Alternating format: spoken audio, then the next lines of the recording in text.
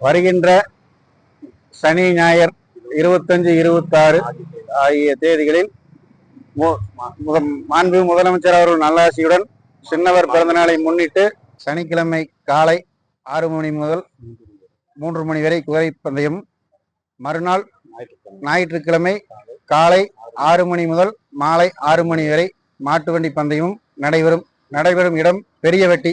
விவசாய பெருமக்களும் பொதுமக்களும் அனைவரும் கலந்து கொண்டு நல்லாதரவு தெரிவித்து சிறப்பான குதிரைகளுக்கும் காளைகளுக்கும் பரிசை பெற்றுச் செல்லலாம் என்று குடிமங்கலம் கிழக்கொன்றியம் சார்பாக கேட்டுக்கொள்கிறோம்.